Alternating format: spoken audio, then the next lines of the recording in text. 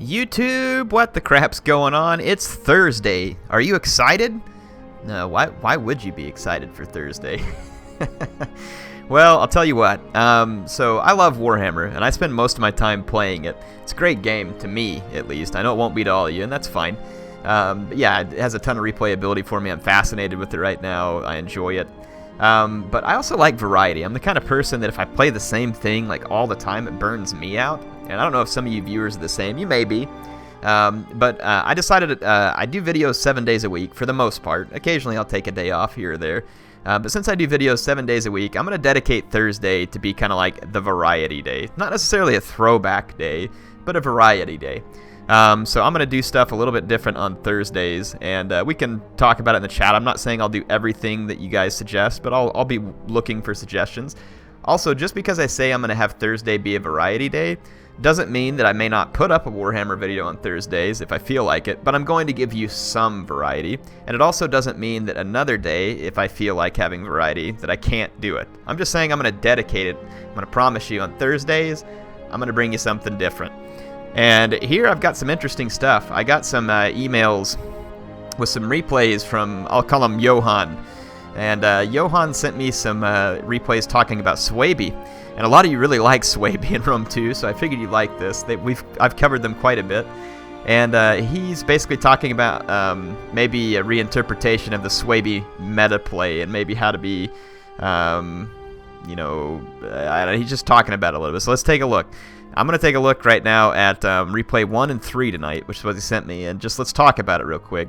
So he wants to show that, you kind of end up in this conundrum with Suebi where people would bring like really cav-heavy armies against you because their units are so light, and to counter that, people kind of went to like the independent wing type Suebi army. This is what he's telling me. I'm not this into the competitive play, but he's telling me that people went to those wings, but that now he's saying that there may be a way to depart from that and still be effective.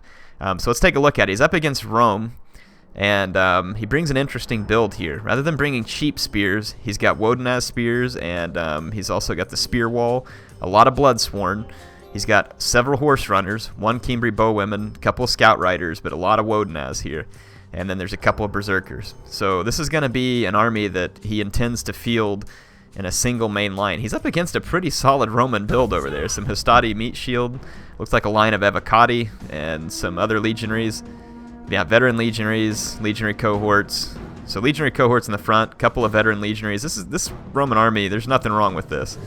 Saki Equites is the cavalry. This is a Roman army with considerable melee strength. It didn't bring any skirmish, but it's definitely got some serious melee power to it. And Suebi can really struggle to overcome a Roman army like this just because of the morale and the armor that the Romans can pack in. They pack a serious wallop when it comes to a long-term engagement. Suebi are great on the charge, but the Romans just grind it out if you let them. So basically what he's going to be talking about here is how he uses this army. He's got 4 horse runners to help protect against a very cav-heavy Roman army. And then he's got sturdy spears rather than cheap spears, so a spear wall on each flank. These guys provide a huge amount of melee defense and decent armor for a Suebi unit. You'll notice that all these units are light. That's one of the advantages of Suebi, though. They're light and they're fast. But the Wodenaz spear, key aspect here is these guys have really nice melee damage, or armor piercing damage, if I can find it here. Weapon damage. Yeah, there you go. They get 6 AP, which is pretty good for a spear. And then if we take a look at the Bloodsworn, I don't know if I can take a look at the Bloodsworn. No, it doesn't work quite like Warhammer, but the Bloodsworn also have decent AP damage and they're high charge. So he's bringing plenty of armor piercing to try and help fight off the Romans. And then again, he's got the protection against cavalry with the huge number of horse runners, which these guys with their javelins can damage cavalry pretty significantly if given the opportunity to do so. So yeah, he's saying that his preferred approach nowadays is about 5 spears. He says preferably Wodenaz to form the front line. And then he's saying put some Bloodsworn straight behind them. And that's kind of what he's talking about here. So that's pretty much the idea. Now he also says here, the Suebi meta in short, he says never use a single swordmaster. He said the opportunity cost is too high. The infantry corps is always Bloodsworn and Wodenaz. Lots of AP against Greeks, lots of charge against barbarians. Don't ever use slingers against barbarians is what he thinks. Don't use spear levy. You have the funds, you need to afford better spears that last longer. Use horse runners against barbarians with heavy cav, Cimbri bows against nomads, and slingers against Greeks. That's his advice, and that's interesting. I'll let you all talk about that in the comments. I'll give you my thoughts on it. All the AP makes sense versus Rome and the Greek factions that are going to be more heavily armored. And then his thoughts against the barbarians, it makes sense, right? You bring the Cimbri bowwomen against, well, he says the Cimbri bowwomen against nomads. They have a lot of damage, and they also have spears that they can pull out, which might be handy. And then he's saying slingers against Greeks. Slingers have longer range and a little bit more ammo, and they can help tank some of the, probably the return fire. A lot of the Greek factions are probably going to be fielding skirmishers. This is interesting how he kind of just sits back. The Roman doesn't really want to approach. He's going to get back here and throw some javelins at this Evocati cohort. That's kind of funny, just to harass these guys. It won't do a whole lot of good, but whatever little bit of damage he can do here is probably going to be worthwhile as long as he doesn't get these scout riders killed, and he shouldn't. They're supremely faster. Look at this, though. He pulls the whole meat shield back to face the scout riders. That could be good for him. If that meat shield's not up front, he can get a lot more charge damage done versus the veteran legionaries and the Evocati. I think he only had the one Evocati cohort. I'm just going to keep fast forwarding. The Suebi player has fast charge. The Roman player is probably aware of this. And whenever a Suebi player has fast charge, your best defense is to maybe put a unit or two to sacrifice if you have to, and then run your main army away. Or you just watch, and if the Suebi player activates it too early, you run away. Now, do be aware that fast charge gives them quite a lot more speed. That's a nice javelin volley right there with 5 kills on the Sucky Equites. Nice. Soki Equites, however you pronounce that. So yeah. What did Maximus used to call them? The sockeye salmon Equites? I like that too. Here we go. Yeah, he's getting some nice javelin damage done on these guys. It's a good use of the Germanic Scout Riders. Germanic Scout Riders are a cool cavalry unit. They always kind of made me jealous as a Carthaginian player that the Numidians didn't have a little bit more capability like the Germanic Scout Riders or the Horse Raiders or some of the other skirmish cav in the game. Makes me a little bit sad. See what happens here. The Roman has some cavalry backing up his main line. The horse runners are in a good position here. The Cimbri bowwomen are firing. Right now they're just firing at the Hastati, and the Hastati are back up front. Let's see. This is going to be, if you look at the timer down there, there's 4 minutes left, so the rest of this battle is going to play out pretty quick for Rome 2. This isn't Warhammer. I don't always expect a 4-minute battle. Now, the battles in Rome 2 weren't super long, but by the time they did the final patch, they were considerably longer. All right, the spear wall are just going to take the charge. The Romans don't have a very heavy charge. The Wodenaz get a charge in the center, and then the Bloodsworn are going to take an initial charge through the Wodenaz. So the Wodenaz kind of help hold with their higher defense. The Bloodsworn come in, start doing extremely good damage with the Bloodsworn and the Wodenaz. Yeah, look at these veteran legionaries drop. Holy crap. Look at these Hastati already chased off. And then he's saying that what he thinks is you cycle the Bloodsworn back out, and your second charge is actually the fast charge, because the Roman player is going to be committed at that point. And you can see the Wodenaz doing a pretty good job holding out against these initial charges, and the cavalry definitely not going to want to come up against this Wodenaz. Yep, cavalry counter tactics there, so these cavalry are going to take an absolute throttling. On the flanks, the Roman cavalry is trying to do a little bit of work. The Berserkers are doing work. Here's the fast charge. Now he just has to wait for the charge to actually kick up. The first... And there was there a Pride there also? Did he use Pride also? Yeah, Pride was probably a little bit misused if he didn't get it on the Wodenaz too, but he's got it on these Bloodsworn, and now you can see how fast these guys are. Their charge bonus is up, and now these guys are going to come deliver devastating charges all over the line. Here comes this Wodenaz General, and then here comes the, let's see, the Bloodsworn right here swinging out to the flanks. That fast charge lasts for quite a while, so I like how he takes his time and he lines up these charge, and here it comes. So the fast charge landing all across the line, and we should see absolute devastation of the Roman infantry because of the fast charge, and indeed we do. Wow.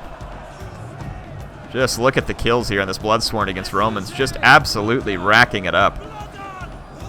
The Roman infantry there just got flattened by light spears and light club infantry. in a straight engagement. And that's not something you would normally see, because a lot of times people would probably try and bring the Swordmasters, and they cost a lot more. And I think he's showing here that there's a very cost-effective combination of Wodenaz and Bloodsworn that has better armor-piercing damage than something like the Swordmasters. And then the Swordmasters are a little bit easier to counter. The Wodenaz spears can hold up against that cavalry charge. Look at the horse runners sitting back here, able to support the fight. And even if these cavalry get over here to the horse runners, they're going to take a lot of damage in the process. And the fact that he has plenty of sturdy spears means that all that Roman cavalry is having a difficult time probably finding a way to be effective. And the infantry fight just, like, I mean, now it's going to even out a little bit because these Evocati are in the fight and they're out of fast charge, but if he continues to cycle Bloodsworn in and out, look at this, 99 kills. His micro is a little bit behind now, but he's done really brilliantly so far. Rear charge from the Germanic Scout Riders, never going to hurt. His general's taking a beating from the Evocati, and that's expected. Evocati are absolutely brutal. Veteran Legionary over here. The Horse Runners are going to come into combat too, and now he can kind of just start pouring all of his other units into the fight against the remaining Roman units. So here they come, and he can start trying to wrap stuff up over here. He's trying to finish off this Veteran Legionary as well. But yeah, the Evocati cohort starts to rout in the center due to the power bar. So this was an expertly designed and played Suebi army in my mind. I really enjoyed this.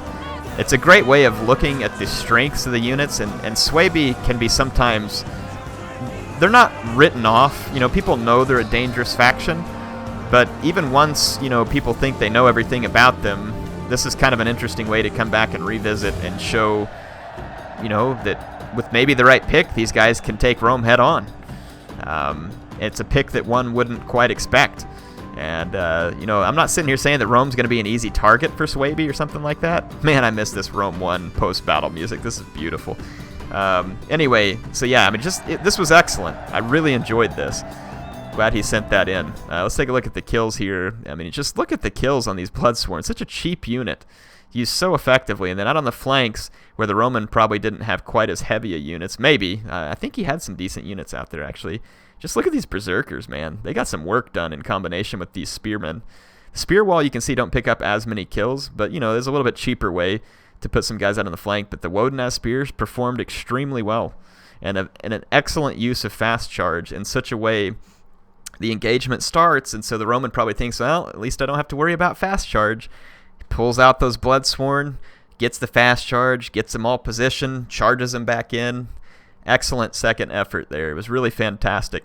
So we'll come back and look at some more of these Suebi replays. I may not go just from like Thursday to Thursday, but it really was fantastic. And we'll take a look at, like I said, some more of these replays and some of the other stuff. He sent me these 5 different replays. And if we take a look at them, we just looked at this one. He said number 3 is similar, so we'll look at that one. That one's going to be a Suebi versus Odrysians, which could be interesting. He's got this Suebi versus Massagetei. That one's going to be interesting. And then the Getae versus a Nervii. So this is another discussion that he has sets up. And then this 5 rather naked than mighty. So this is another Getae versus Nervii. So I guess he takes a look at also the Getae in a couple of matchups versus Nervii. So if you think this was interesting, be sure to stay tuned. I'll bring you some more of this. And like I said, I may not wait just from Thursday to Thursday if you all enjoy it. But I did say that at the beginning of this that Thursday's going to have some variety. So this was some variety. It was excellent variety in my opinion. I sure hope you enjoyed it. And I really appreciate Johan sending this to me. And I appreciate all of you. I get a ton of emails from you, people sending in replays and support and all that other kind of stuff. You're fantastic. Thank you. If I don't get to your replay, don't take any offense. I do look at all those emails, and I don't get a chance to show them all, but I really appreciate you all taking the time to send it in. And feel free to continue to send them in, airtotalwar@gmail.com. Hey, you all are fantastic viewers. Thanks for coming today. Like I said, I really hope you enjoyed this. I want to appreciate MSI for sponsoring this build that I'm recording this with so that I can bring you nice, high-quality videos. And just want to appreciate, again, like I said, you, the viewer. Happy to be here with you every day. Can't wait to see you soon. Hope you enjoyed your variety here on Thursday.